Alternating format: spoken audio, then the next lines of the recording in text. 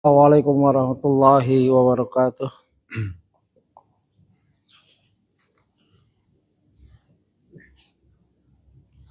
Alhamdulillah hamdan katsiran thayyiban mubarakan fih kama yuhibbu rabbuna wa yarda. Wa asyhadu an la ilaha illallah wa la syarika lah. Wa asyhadu anna Muhammadan abduhu wa rasuluh. Ya ayyuhalladzina amanu taqullaha haqqa tuqatih wa la tamutunna illa wa antum muslimun. Allahumma shalli wa sallim ala nabiyyina Muhammad amma ba'd. Ikhwah rahmani wa rahmakumullah. Pada kesempatan yang berbahagia ini insyaallah kita akan lanjutkan kajian berseri kita, yaitu Sirah Nabawiyah, belajar meraih cinta sejati kepada Sang Rasul sallallahu alaihi wasallam.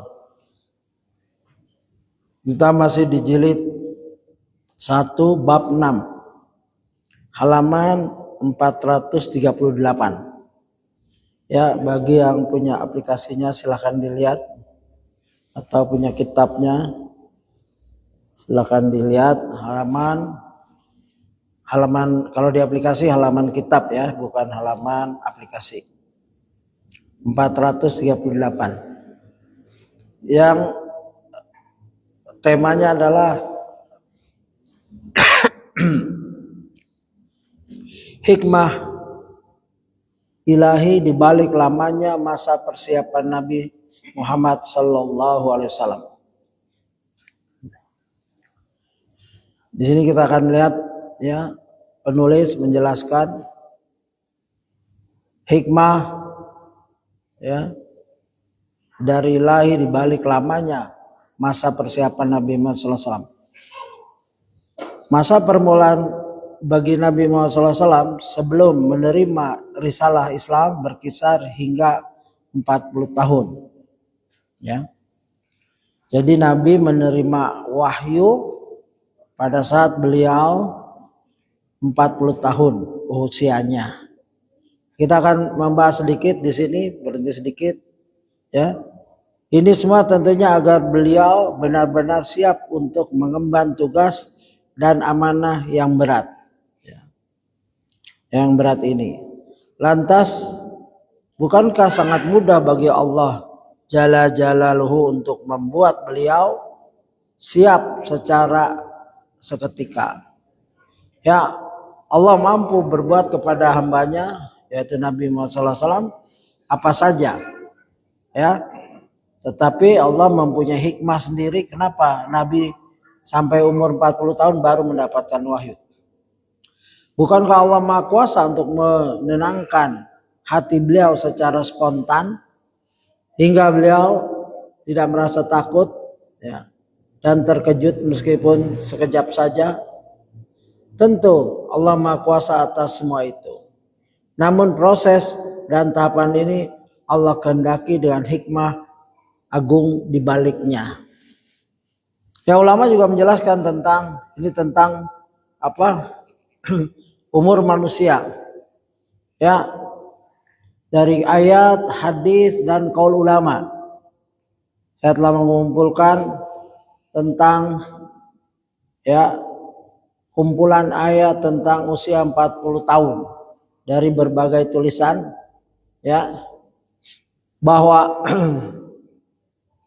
pertama masalah usia, kematian, kapan seorang wafat ya, sampai umur berapa ya dia hidup di muka bumi ini, itu kehendak Allah, dan Allah tidak menzalimi satu nyawa pun. Ada orang ayahnya umur 70 tahun ya, anaknya baru lahir meninggal ya. Apapun yang Allah takdirkan, Allah tidak zalim. Sebagaimana firman Allah dalam surat Yunus surat 10 ayat 44, innallaha la yazlimun nasa syai'an ya. Sungguhnya Allah tidak berbuat zalim kepada manusia sedikit pun. Nah, itu penting ditanamkan. Kalau sekira-kira ya kita mendapatkan takdir yang susah akal kita menerima, maka kita serahkan pada Allah, kita ingat ayat-ayat ini. Walakin nasa ya anfusahum yazlimun. Ya, jangan coba-coba kita bersuuzon pada Allah ya. Tapi ya manusia itulah yang berbuat zalim kepada diri mereka sendiri. Ini penting agar insaf, agar adil kita kepada pencipta kita. Jadi kalau ada orang sampai umur 40 tahun ya, baru pas 40 tahun meninggal, tidak ada kezaliman di situ. Ada orang sudah 80 tahun masih nggak meninggal, bahkan orang kafir, syirik, itu juga ya tidak ada kezaliman untuk orang lain. Begitu. Dan umur 40 tahun ini disebutkan dalam surat Al-Ahqaf ya. Yaitu a'udzubillahi minasyaitonir rajim. Wassaynal insana biwalidayhi ihsanan hamalathu ummuhu kurhan wada'athu kurhan ya. Wa hamluhu wa fisaluhu 30 syahran hatta idza balagha ashuddahu wa balagha 40 sanah. Ya, kami perintahkan pada manusia supaya berbuat baik kepada kedua orang tua. Ya, kedua orang ibu bapaknya. Ibunya mengandungnya dengan susah payah. Ya, dan melahirkannya dengan susah payah pula. Mengandungnya sampai menyapihnya adalah 30 bulan. Ya, begitu. Sehingga apabila dia telah dewasa dan umurnya sampai 40 tahun, ia pun berdoa. Ya, di sini dijelaskan. Ya, salah satu hikmah Rasulullah baru 40 tahun diberi wahyu, di Al-Qur'an dijelaskan. Ya. Nanti kita jelaskan dari pendapat ulama atau hadis. Ya, itu orang sudah dewasa. Sehingga apabila dia telah dewasa dan umurnya sampai 40 tahun, ia pun berdoa, gitu. Qala rabbi auzi'ni an ashkura ni'mataka allati an'amta alayya wa ala walidayya wa na'amala salihan tardahu wa aslih li fi dzurriyyati inni tubtu ilaika wa inni minal muslimin. Orang yang 40 tahun adalah ya mulai mengamalkan ayat ini dengan berdoa, terutama karena dia dianggap dewasa. Ya, doanya apa? Ya Rabbku, tunjukilah aku untuk mensyukuri nikmat yang telah Engkau berikan padaku dan kepada ibu bapakku, dan supaya aku dapat berbuat amal yang saleh yang Engkau ridhoi. Berilah kebaikan kepadaku dengan memberi kebaikan kepada anak cucuku. Sungguhnya aku bertaubat pada Engkau dan sungguhnya aku termasuk orang yang berserah diri. Jadi umur 40 tahun kemungkinan sudah ada yang punya cucu juga. Tergantung nikahnya kapan dia. Ya. Kalau dia nikah umur 20 tahun ya, mungkin dia punya anak 20 langsung punya anak ya, anaknya umur 20. Kalau anaknya nikah umur 20, 1 tahun nikah 21, yang 40-an lebih dia sudah punya cucu. Begitu kalau prosesnya. Itu surat Al-Ahqaf ayat 15. Dan ayat-ayat seperti ini banyak ya. Ada dalam surat Al-Mu'min surat 40 ayat 67 ya, begitu. Dan juga dijelaskan inilah sebuah berita yang hak dari Allah. Ini tafsir dari surat Al-Mu'min ya 40:67 ya. Dialah yang menciptakan kamu dari tanah, kemudian dari setetes air mani, sudah itu dari segumpal darah. Ini proses ya, proses penciptaan manusia. Inilah sebuah berita yang hak dari Allah Jalla Jalla, yang juga dapat kita lihat realitasnya mengenai fase hidup. Kita fase hidupnya dari nggak ada sampai ada.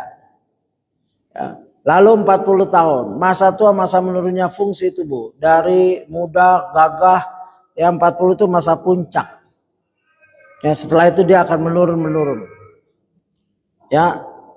Tsumma litakunu syuyukhan. Kemudian dia dibiarkan hidup sampai tua. Ya. Yang orang yang 40 ke atas itu syuyukhan, sudah tua itu. Sudah harus dia berpikir. Ya, mengenai batasan usia tua, Imam Al-Qurtubi rahimahullah berkata, syekh orang yang tua adalah orang yang telah melewati 40 tahun. Jadi jika kita sudah 40 tahun, kita itu syekh. Ya, gitu. Jadi jangan sia-siakan umur itu. Artinya kalau kita dipanjangkan umur setelah 40 tahun masih hidup, ya. Dan barang siapa yang kami panjangkan umurnya, niscaya kami kembalikan dia kepada kejadiannya. Maka apakah mereka tidak memikirkannya? Artinya makin lemah itu. 40 tahun makin prima, 40 tahun ke atas, 40 tahun prima itu. Sedang gagah-gagahnya kalau seorang. Ya, Rasulullah diangkat pada saat sedang gagah-gagahnya. Dan Allah tahu hikmahnya. Ya. Tapi Rasulullah juga tahu dia akan menurun. Ya. Karena apa? Karena surat Yasin 36, 68. Waman nu'ammiruhu nunakkisuhu fil khalq afala yaqilun. Dan barang siapa yang kami panjangkan umurnya, niscaya kami kembalikan dia kepada kejadiannya. Maka apakah mereka tidak memikirkannya? Seharusnya kita begitu 40 tahun introspeksi diri, muhasabah, menyiapkan hari kebangkitan. Ya, hari kiamatus sughra, yaitu kematian. Kematian adalah kiamat as-sughra. Gitu. Imam Ibnu Katsir rahimahullah menjelaskan, Allah Azza wa Jalla mengabarkan bahwa seorang hamba ketika usianya semakin panjang, maka ia dikembalikan keadaan lemah setelah kekuatan dan keadaan tidak berdaya setelah kondisinya prima. Ya, gitu. Syekh Sa'di rahimahullah mengatakan akan kembali keadaan semula, keadaan yang lemah dalam pikiran, lemah dalam kekuatan. Ya, tidakkah mereka memikirkan bahwa anak Adam itu lemah dalam segala aspek? Maka hendaknya mereka memanfaatkan ucapan dan daya pikir mereka untuk taat pada Rabb mereka. 40 tahun batas tuh. Agar jangan lagi menyia-nyiakan usia, tenaga, pikiran, waktu. Ya, karena itu hari menuju, kalau boleh dibilang kakinya 11 sudah di akhirat. Begitu.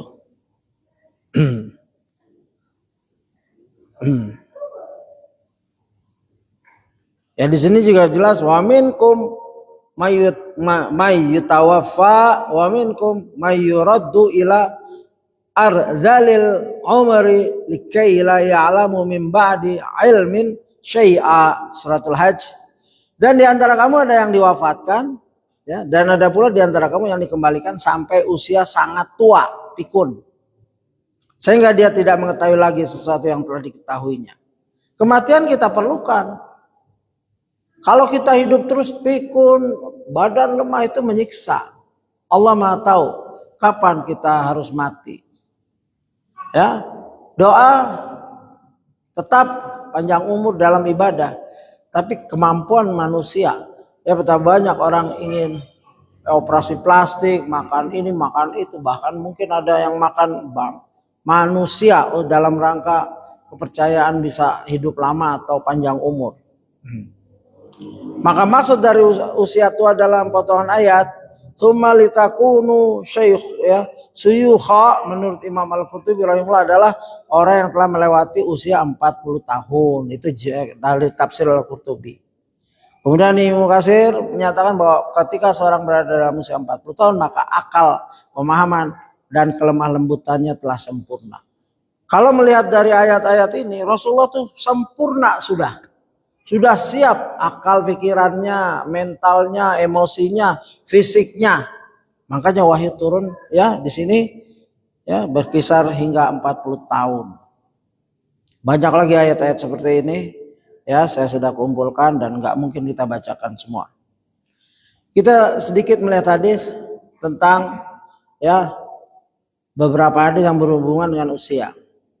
Nabi SAW bersabda, ya, amaru ummati ma baina sittina ila sab'ina, ya, wa aqalluhum man yajuzu dzalika, ya yajuzu dzalika. Umur umatku adalah antara 60 hingga 70 tahun dan hanya sedikit yang umurnya lebih dari itu. Hadis riwayat Ibnu Majah, ya, dihasankan oleh Albani. Kita ini cita-cita boleh, aku ingin hidup 1000 tahun lagi sebagaimana syairnya Khairul Anwar, tapi sudah dibatasi oleh yang menerima wahyu yaitu Nabi Muhammad SAW.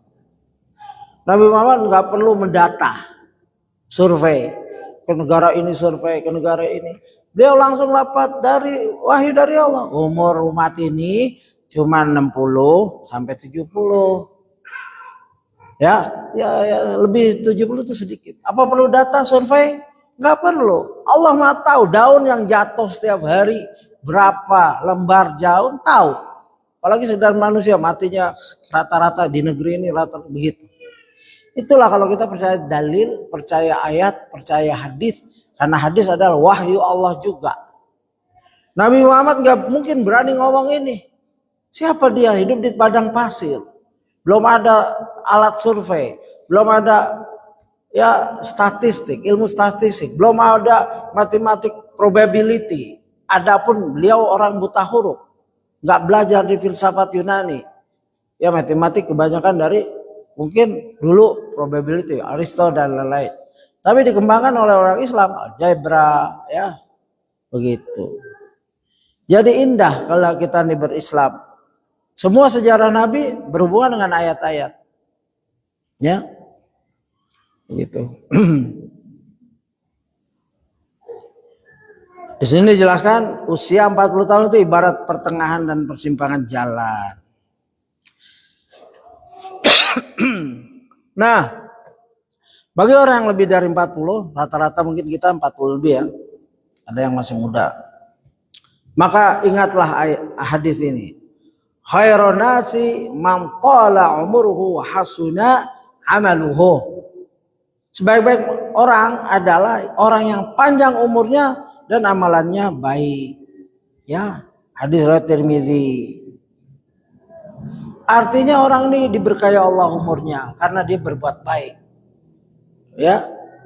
Hadis di atas menunjukkan tentang keutamaan orang yang berusia panjang bila disertai dengan amalan yang baik, yaitu amalan yang memenuhi syarat dan rukun yang dikerjakan sesuai petunjuk Rasulullah SAW. Kalau dia konsisten hidupnya setelah 40 sampai dia mendekati kematian seperti para ulama, alhamdulillah ulama umur panjang-panjang kebanyakan.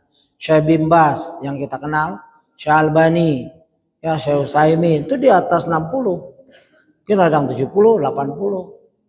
Karena karyanya itu diperlukan. Allah Maha tahu. Bukan artinya ada ulama yang meninggal muda, belia, Dr. Barjas. Ya, masih muda. Dalam ceritanya beliau lagi naik kendaraan, ada onta nyebrang, terbalik. Tapi karyanya hidup terus. Ya, kalau kita baca Syekh Barjas itu seperti beliau masih hidup, ya. Gitu. Dan juga kita nggak boleh, kita dikasih panjang umur tapi penyakitan, ekonomi lemah dan lain-lain, nggak boleh kita minta mati, ya, kecuali ya karena berdasarkan hadis ini Rasulullah SAW bersabda, ya, la yatamanna adukumul maut wa la yada'u bihi min qabli ay ya'ti innahu idza matan qata'a amaluh wa innahu la yazidul mu'mina umuruhu illa khaira. Kalau kita orang beriman dipanjangkan umurnya, kita husnuzan pada Allah. Bukan Allah jahat menyiksa kita di dunia, bukan. Di sini jelaskan, janganlah seorang dari kalian mengharapkan kematian dan jangan pula berdoa agar segera mendapat kematian sebelum kematian itu datang kepadanya. Sesungguhnya bila ia mati maka terputuslah amalannya dan bahwa tidaklah usia seorang mukmin itu bertambah pada dirinya kecuali akan menambah kebaikan. Kalau orang mukmin ya umurnya panjang pasti kebaikannya nambah. Ya, begitu. Jadi jangan buru-buru. Ya Allah kalau begini matikan saja ya aku ya Allah. Sakitku terlalu parah. cobaan ekonomi terlalu berat, rongrongan keluarga dan lain-lain, ya nggak boleh kita tetap berjuang. Karena setiap nafas kita, kalau kita buat untuk zikir, walaupun kita sekedar berbaring, itu udah ibadah. Boleh jadi zikir-zikir pada saat kita berbaring yang kita tidak bisa mata ngelihat yang maksiat, ya pendengaran sudah nggak dengar yang maksiat, gerak juga hanya untuk sholat dan mungkin makan atau ke tandas, ke toilet mungkin udah di tempat tidur, tapi kita zikir penuh, itu masih ada harapan ngumpulin pahala. Belum tentu boleh jadi zikir yang kita baca saat kita berbaring sakit itu yang diterima oleh Allah. Karena di sini dipanjangkannya usia orang beriman, maka ditambahnya kebaikan. Hadis riwayat Muslim 2682 gitu. Ya, makanya masa tua yang akan dialami oleh setiap orang ya sangat berbeda dengan masa-masa muda dan remaja. Masa tua itu identik dengan penurunan kekuatan, fungsi dan lain-lain ya, gitu. Tapi misalkan sudah tua ke masjid nggak bisa, karena ya nanti ada hadis sebetulnya.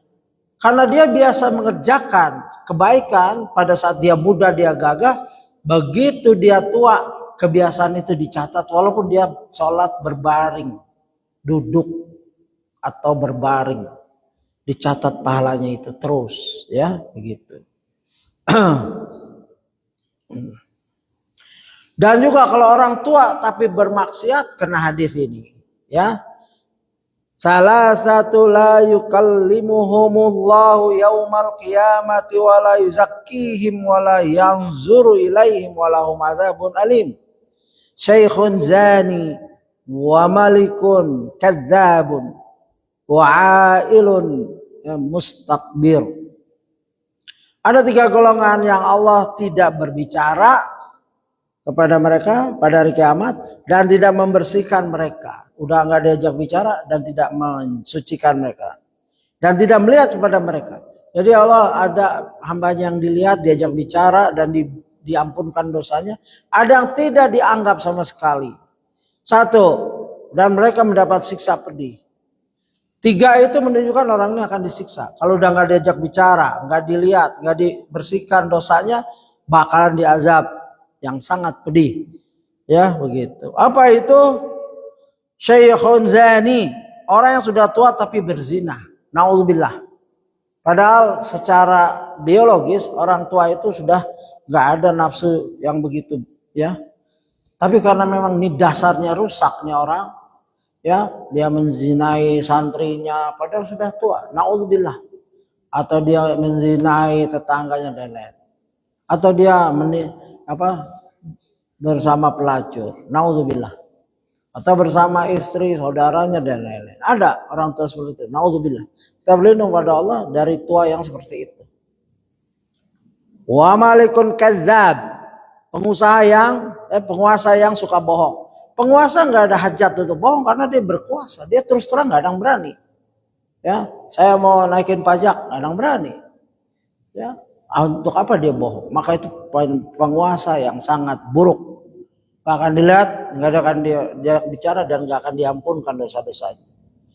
Wa'ailun mustakbirun, dan orang miskin yang sombong. Orang miskin tapi sombong. Banyak itu gayanya. Biasanya nyiksa orang tuanya. Mau beli HP, gebrak pintu, rusak pintu, akhirnya ibunya yang jual sayur ngumpulin sedikit-sedikit untuk beli HP anaknya. Ini kesombongan yang orang miskin. Karena dia bergaul, ya. Biasanya bergaul dengan orang kaya. Mungkin dia dapat sekolah di rayon atau area orang-orang kaya, sekolah negeri biasanya. Lalu dia hidup bersama orang kaya. Dia nggak ngeliat bapak ibunya. Kalau orang kaya, bapak ibunya kaya, ya. Ini namanya miskin yang sombong. Itu nggak akan diajak bicara, nggak disucikan, ya, dan tidak dilihat oleh Allah. Naudzubillah. Itu hadis-hadis tentang usia 40 dan keberkahan jika dalam keadaan ibadah dan keburukan jika 40 masih maksiat. Ya, 40 ke atas masih maksiat. Baik, kita lanjutkan. Ya, bukankah Allah Maha Kuasa untuk menenangkan, ya, 439? Ya, bukankah Allah Maha Kuasa untuk menenangkan hati beliau secara spontan hingga beliau tidak merasa takut dan terkejut meskipun sekejap saja? Tentu Allah Maha Kuasa atas semua itu. Namun proses dan tahapan ini Allah kehendaki dengan hikmah agung di baliknya. Allah mampu, ya, memberi wahyu kepada nabinya sebelum itu, sebelum 40. Ya, dengan mental yang kuat, tapi ini ada hikmah di baliknya. Kalau di antara hikmah, kita lihat tadi ayat-ayat pembahasan ulama. Itu kan setelah Iqra bismi rabbikal ladzi khalaq. Ya. Rasulullah mungkin nggak menjelaskan, ya, tapi hadis-hadis menjelaskan. Umur 40, ya, tafsir menjelaskan. Di antara hikmah yang mungkin kita simpulkan adalah bahwa Allah Jalla Jalaluhu hendak mengajarkan kepada kita agar tidak tergesa-gesa dalam memberikan pendidikan dan bimbingan terhadap manusia.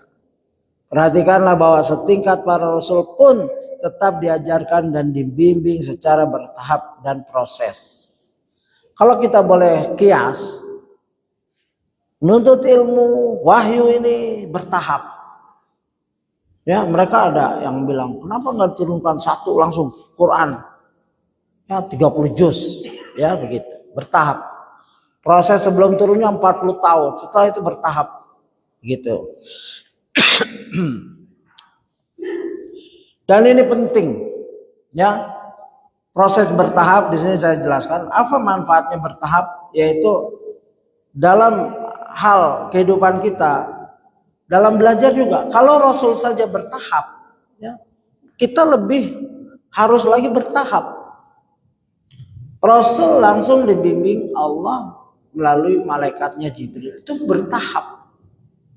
Ya, kadang-kala ditegur, jangan kamu, ya, la tuharrik lisana kali ta'jala bih. Jangan kamu gerakan lisanmu untuk cepat-cepat menghafal. Ditegur oleh Allah. Ya, begitu. Oleh sebab itu hikmah buat kita adalah hendaklah kita bertahap. Ya. Ilmu didapat secara bertahap. Dalam ilmu sangat dibutuhkan kesabaran. Ya, satu, sabar juga meningkat. Ya, pertama cobaannya kecil, nanti makin besar, sabar menghafal, ya, sabar mengingat-ingat, ya. Semakin orang itu sabar menghafal, ada yang cepat. Ya, ada nasihat ulama, kalau kita belajar bersama, jangan lihat orang, itu sekali baca hafal, dia punya photographic memory, istilahnya photographic memory. Baca hafal, baca hafal. Kita ratusan kali baca nggak hafal-hafal, sudah, nggak usah lihat dia, stres kita. Dan hikmahnya, ya, kita ajarkan karena kita seorang guru, kita ajarkan ke anak-anak kita, nggak usah melihat yang pintar, belum tentu bermanfaat. Yang sekali hafal itu belum tentu bermanfaat. Kalau yang sering membaca, ini satu orang sekali baca hafal, ini 100 kali baru hafal. Yang 100 kali kemungkinan lama hilangnya atau lebih meresap ke dalam dirinya untuk diamalkan. Kalau yang sekali baca hafal, habis gitu mungkin hilang atau nggak meresap ke dalam jiwanya, nggak meresap dalam aplikasi tajribatnya, ya, mengamalkannya, sekedar menghafal saja. Seorang yang tidak sabar dalam menuntut ilmu kerap kali berbuntut pada kebosanan dan akhirnya putus di tengah jalan.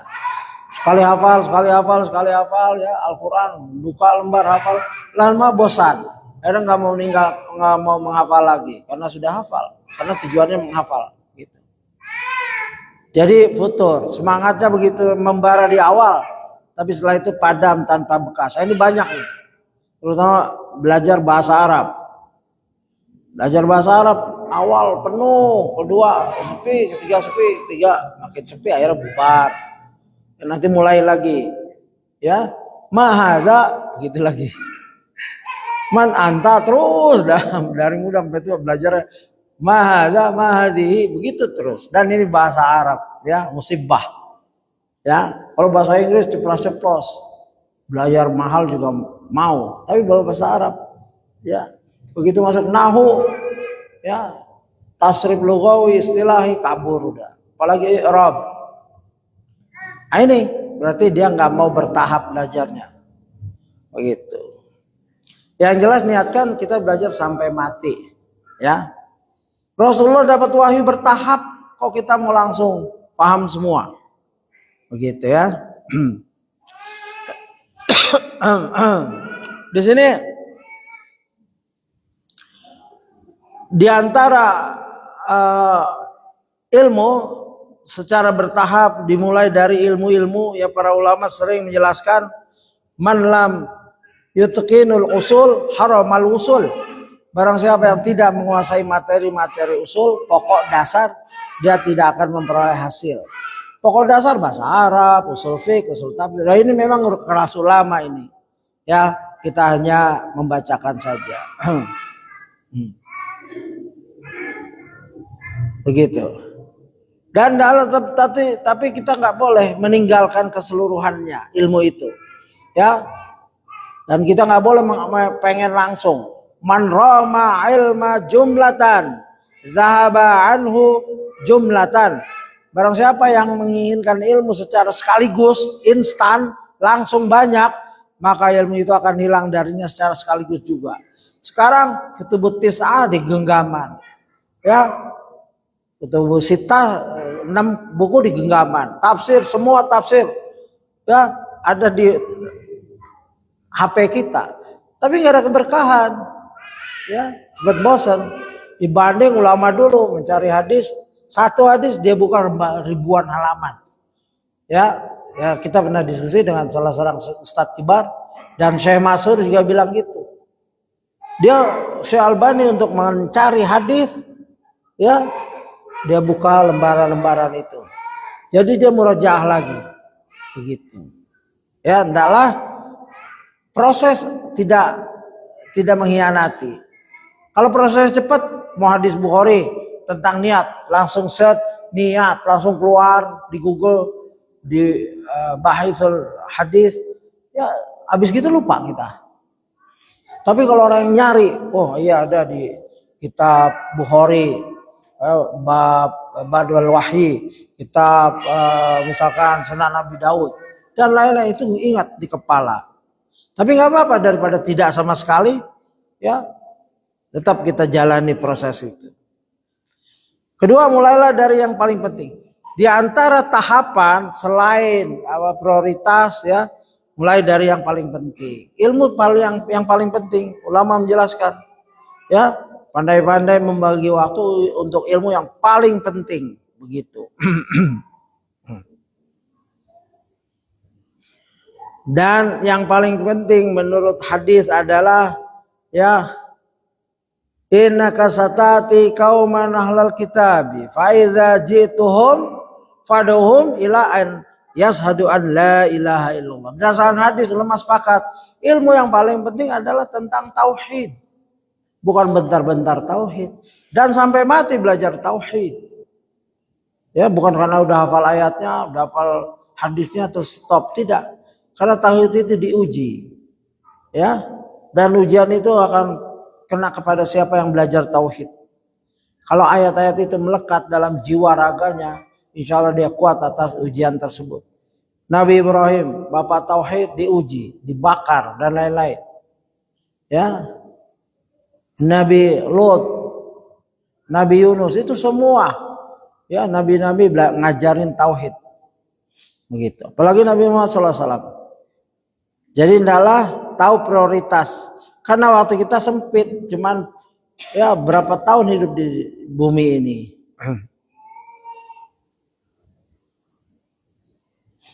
Dan Rasulullah mendidik para sahabat 13 tahun untuk tauhid itu. Ya, begitu. Baik, kita lanjutkan. Bertahap termasuk ketetapan dan ketentuan dari Allah Jalla Jalal. dalam memberikan perubahan dan perbaikan. Tarbiyah itu prosesnya bukan dia evolusi, bukan revolusi. Revolusi cepat gulingin, bikin lagi negara. Evolusi perlahan dengan tarbiyah, tasfiyah wa tarbiyah. Tasfiyah pemurnian, kembali pada Quran dan Sunnah. Ini yang disusun oleh Ustaz Albani, Syekh Albani. Ada bukunya, sudah diterjemahkan. Tarbiyah pendidikan, perlahan-lahan. Ya, begitu. Perubahan dan perbaikan seperti dalam masalah amar ma'ruf nahi munkar. Lihatlah bagaimana dari total 63 tahun usia Nabi Muhammad SAW, 40 tahun diantaranya dihabiskan untuk mempersiapkan kepribadian beliau untuk menjadi manusia dan Rasul yang teragung, ya, untuk mengemban risalah yang paling mulia. Baru kemudian pada sisa 23 tahun berikutnya yang merupakan masa kerasulan dan kenabian beliau. Sebenarnya persiapan fisik dan lain-lain ya, jika seorang 40 tahun dalam pendidikan itu mungkin baru S3 ya.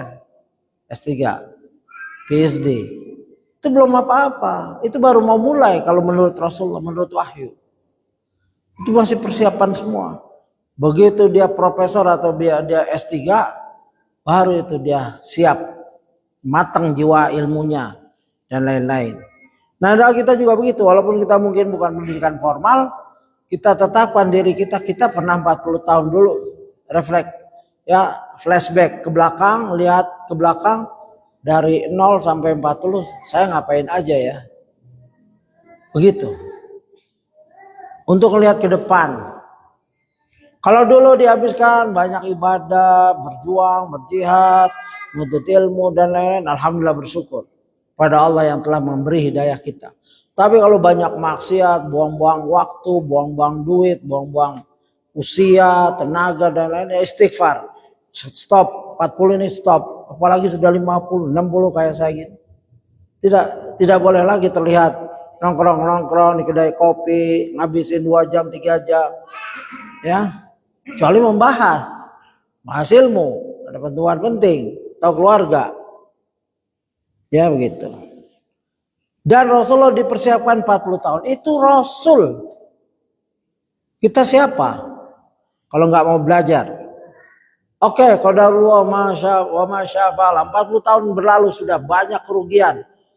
Ya, tidak terlambat jika Allah masih ngasih usia. Ya begitu. Dan baru pada sisa 23 tahun berikutnya, ya, yang merupakan masa kerasulan dan kenabian beliau, Allah Jalla Jalla menuntaskan segala yang Dia kehendaki pada diri beliau. Jangan sampai kita hanya melihat kejadian-kejadian pada masa 23 tahun tersebut, namun melupakan berbagai ibrah dan kesiapan sekian tahapan dan proses yang terjadi pada masa 40 tahun sebelumnya. Jangan menilai 23 tahun. 40 tahun yang kita lihat juga. Makanya sejarah itu melihat. Ya, Nabi Muhammad waktu remaja menggembala kambing. Coba kita gembala kambing. Orang yang menggembala kambing nggak berpikir, wah saya akan jadi raja nih. Wah saya jadi orang penting seluruh dunia. Enggak. Rasulullah gembala kambing, gembala jalankan takdir aja. Ya. Niatnya apa? Membantu pamannya. Niatnya apa? Membantu dirinya agar tidak minta-minta. Begitu indahnya. Dia serahkan sama Allah. Ya, kalau anak sekarang gembala kambing, coba kita didik sebulan. Ayah, mau jadi apa saya kok enggak gembala kambing kelamaan? Ya kalau kambing susah entong. Ya. Gembala entok, gembala ayam. Jadi pasti nanya. Tapi Rasulullah tidak ada. Dia nggak ada bapak, nggak ada ibu, paman meninggal juga, dia gembala aja, nggak ada ambisi apa-apa. Ya, begitu indahnya benar-benar hati Rasul itu benar-benar dibimbing oleh Allah, nggak ada ambisi pribadi. Dia khalwat dalam pertemuan yang lalu, Rasulullah hobinya khalwat. Khalwat itu menyendiri karena melihat kemaksiatan. Ya, pergi ke Gua Hira. Gua Hira itu di atas Jabal Nur. Sampai puncak turun lagi 20 meter, nah di situ yang sudah haji umroh pasti tahu itu. Ya. Namun jadi kita nggak boleh melupakan sejarah Nabi 40 tahun. Ya.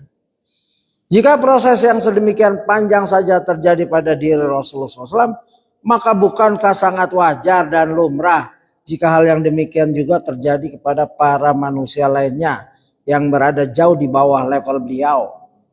Bersabarlah wahai para guru dan para orang tua, para pendidik, para dai, bersabarlah. Hargailah proses dan jangan sampai ketergesa-gesaan membinasakan Anda dan proyek pendidikan yang sedang Anda bangun. Jangan terburu-buru, jangan istijal. Orang-orang istijal itu termasuk orang khawarij. Bukan khawarij murni. Orang yang berfaham khawarij. Apa-apa. Saya dakwah negara Islam. Langsung dia pengen jadi presidennya.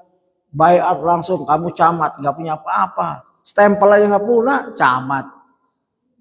Itu. NI itu gitu. Baiat ya. Baca Quran belum bisa. Langsung yang penting baiat. Oh.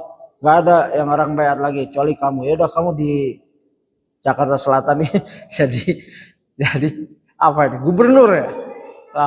Ini hayal, istijal, kefahaman seperti ini rusak. Ya, pengikut cuma 2, gubernur lagi di Australia lagi, astagfirullah. Ya, pengikut cuma berapa? Gubernur Australia. Australia itu benua Pak.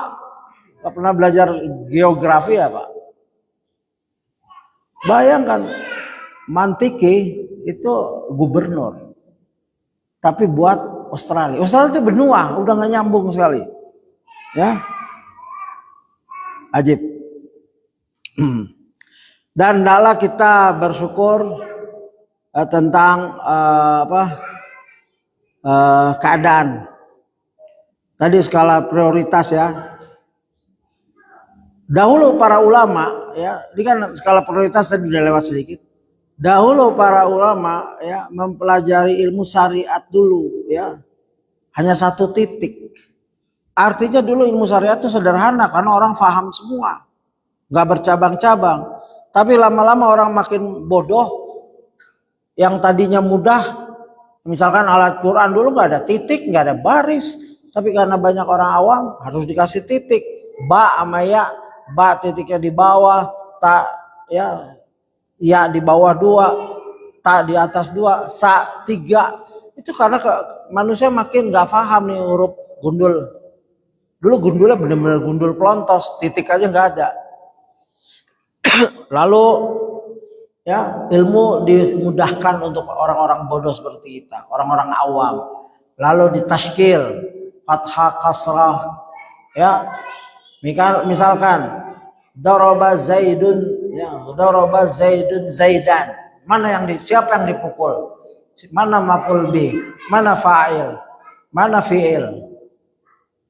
Ya. Daraba Zaidun Zaidan. Berarti yang Zaidan ini yang dipukul karena dia maf'ulun bih. Dulu enggak ada gitu-gituan baris-baris. Orang tahu. Ya, pokoknya yang bunyi dan, nah ini maf'ulun bih, mansubun. Ya, marfu fa'ilun. Dia pelakunya. Mau ditaruh di depan, di belakang, silahkan. Ya, gitu. Itu baru setelah memudahkan banyaknya orang awam, orang ajam yang menuntut ilmu. Mereka nggak paham bahasa Arab. Ya, begitu indahnya itu. Proses itu berlangsung sampai sekarang. Sekarang Quran sudah bukan bertitik, berbaris, berwarna. Tajwid iklab, warnanya hijau. Ya, idgham warna merah dan lain-lain. Baca Quran makin banyak warnanya. Ya. Saya pernah punya murid ngaji sama saya. Dia bilang, "Saat saya baru dihadiahkan oleh istri saya Quran bertajwid." Wah, Masya Allah bagus. Kasih unjuk sama saya. Sayang Ustaz, kenapa? Istri saya lupa kalau saya buta color blind. Jadi buat dia abu-abu semua itu. Color blind tahu kan? Buta warna. Jadi yang biru, yang pink, yang ini sama aja buat dia, abu-abu semua. Jadi nggak bermanfaat. Ketawa saya. Sudah bukan buat kamu itu. Coba lihat Quran kita sekarang. Ya, sudah tanda wakafnya, wasalnya, nanti idgham dan lain. Terlalu ramai. Tapi nggak apa-apa. Itu untuk mempermudah. Ya, begitu ulama memikirkan bagaimana nih mempermudah umat yang bodoh ini. Tapi ada umat yang degil, sudah dipermudah, susah aja. Buat dia susah aja. Nahu dikasih dibentuk syair, ya Alfiyah Ibnul Malik bentuknya syair 1000 bait. Ibnu Malik menyusun nahu sorof dan lain-lain 1000 bait. Tapi karena kita bodoh, kadang judulnya aja nggak pernah tahu, ya. Gitu. Tapi pesantren, santri-santri udah hafal itu, saya tahu. Saya pernah kejumpa orang yang hafal, gitu. Inilah ilmu harus punya proses dan prioritas, begitu. Dan prioritas yang paling unggulan dalam ilmu adalah tauhid. Terserah orang mau bilang bentar-bentar tauhid, bentar-bentar tauhid, ya nggak apa-apa. Ya karena itu yang ya berdasarkan hadis, Quran dan hadis, ya begitu. Dan ijma para ulama, ya tauhid awalan, begitu karangan Syekh Albani.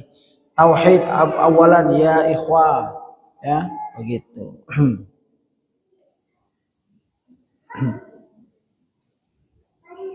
Dan adalah kita menyediakan waktu yang panjang, nggak boleh buru-buru dalam mencari ilmu, ya. Di antara Imam Abu Hanifah rahimahullah berkata, ya, kisah-kisah keteladanan para ulama dan duduk di majelis mereka lebih aku sukai daripada kebanyakan masalah-masalah fikih. Karena kisah-kisah tersebut berisi adab tingkah laku mereka untuk diteladani. Jadi ada ilmu syariat dan lain-lain perangkatnya. Untuk itu juga ada ilmu kisah-kisah. Seperti yang kita baca ini lebih tinggi daripada kisah-kisah. Ini adalah sirah.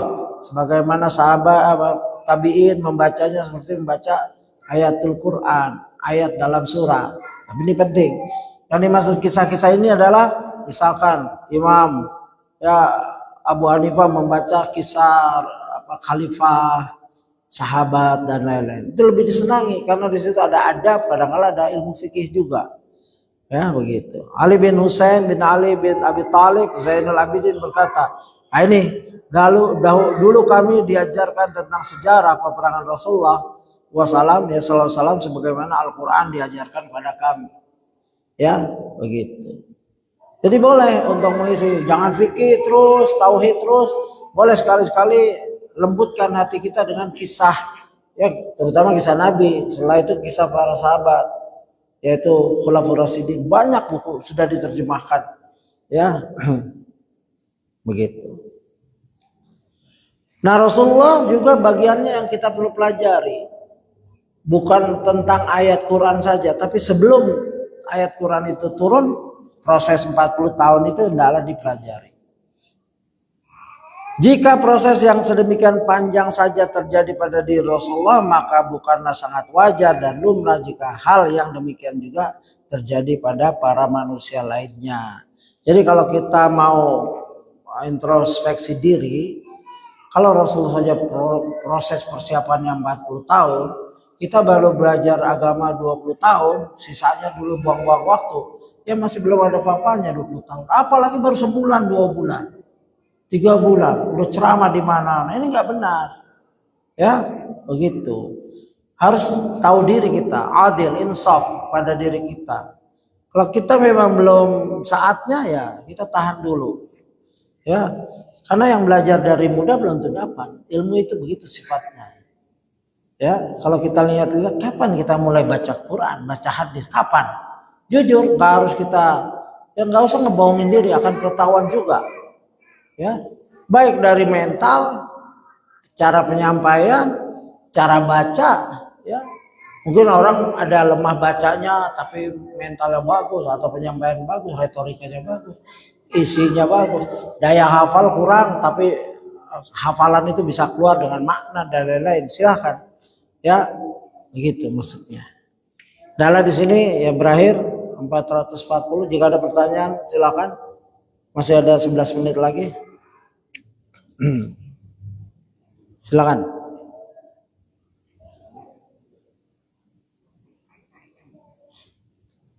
Sambil ada pertanyaan? Sambil menunggu silakan yang ada pertanyaan. Ibu-ibu nulis boleh. Ibnul Jauzi berkata, Tafal Imam Ahmad bin Hambali dunya maratain hatta jama'al al-musnad. Jama'an al-musnad. Jama'al musnad. Imam Ahmad bin Hambal keliling dunia 2 kali hingga dia bisa mengumpulkan musnad. Keliling dunia, nggak tahu dunia dulu sampai Jakarta apa Indonesia nggak tahu, wallahu alam. Tapi dunia mungkin yang dunia diketahui oleh mereka, ya, itu Imam Ahmad. Seorang tabi'in terkenal Sa'id bin Al-Musayyab rahimahullah berkata, ya, inna kuntu nasiral laili wal ayyam fi talabil hadisil wahid. Sungguhnya aku berjalan berhari-hari dan bermalam-malam untuk mencari satu hadis. Satu hadis, ya. Begitu. Dan kisah-kisah ini kalau kita lagi bete, futur, baca. Misalkan lagi menghafal Quran, sumpah nih. Baca kisah-kisah ini agar semangat lagi. Sekelas Imam Ahmad, sekelas Abu Hanifah aja seperti itu. Ya, memerlukan pendorong, motivasi. Hadis atau pelajaran sirah Nabi termasuk memberi motivasi. Ya, bagaimana sabarnya Nabi. Kalau kita ditakdirkan, tahu-tahu gak punya apa-apa, dari kaya, dari mampu, tahu-tahu ditakdirkan. Seperti saudara kita di Aceh, Sumatera Utara dan lain-lain seperti itu. Dari punya rumah mega, tahu-tahu habis, gentengnya aja nggak kelihatan. Sudah, ini bagian dari takdir kehidupannya. Dia harus mulai lagi. Jangan terkubur bersama lumpur semangatnya. Padahal masih hidup. Kalau memang fisiknya udah terkubur dengan lumpur, selesai, nggak ada tanggung jawab lagi. Dia tanggung jawab sebelum, ya. Kalau dia masuk orang syahid, tenggelam, ya insya Allah diampunkan dosanya. Ya, begitu. Nah kalau yang masih hidup, barang semua habis, mungkin anak, family habis, dia sendirian. Dia harus berani bangkit lagi. Ya, mulai lagi kehidupan. Gitu, jangan putus asa.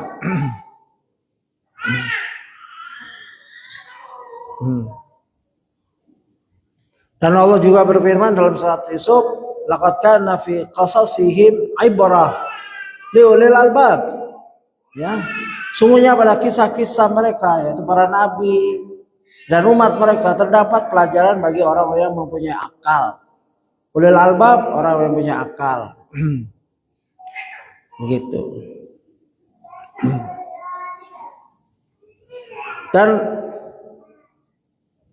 Imam Ahmad menyatakan, Imam Ahmad rahimahullah mengatakan, ya, safartu fi talabil hadis, ya, aku mengembara mencari hadis dan sunnah, ya, wa sunnah ke Thugur, wilayah Syam, Syawahil, Maroko, Aljazair, Makkah, Madinah, Irak, wilayah Hauran, Persia, Khurasan, ya, gunung-gunung dan penghujung dunia. Ini pengakuan Imam Ahmad, ya, rahimahullah. Makanya dia imam, dipanggil imam pantas. Itu Al-Maqasid Al-Arsyad, Maktabah Rusyd, ya, referensinya. Ya. Itulah Imam Ahmad. Begitu.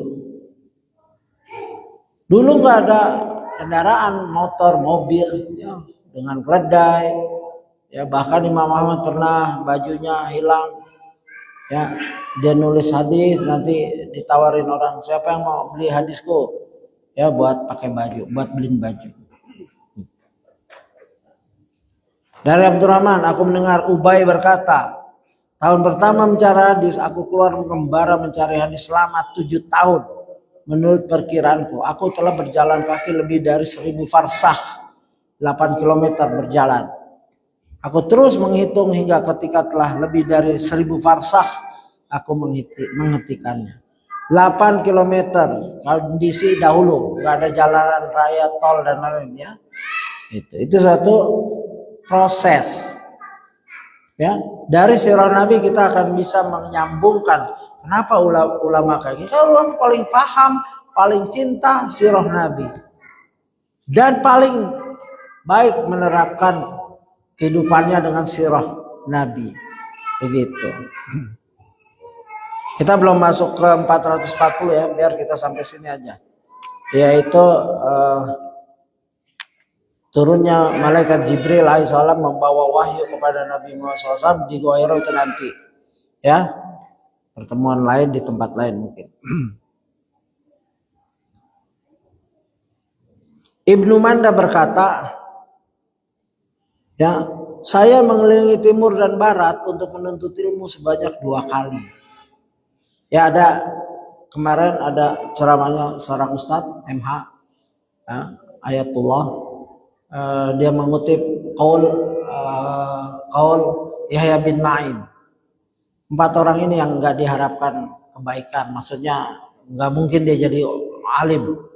1, ya, orang yang kerjanya ronda saja, orang ronda, ya, hobinya ronda atau security, susah diharapkan jadi alim dan lain-lain, pandai, ya, security. Tapi ada, kalau nggak salah Syekh Mukbil dulu pernah kerja security di Saudi, lalu dia menuntut ilmu, dapat S2, S3 dan lain-lain, jadi alim. Tidak mutlak, tapi banyak ronda keliling, ya, gitu.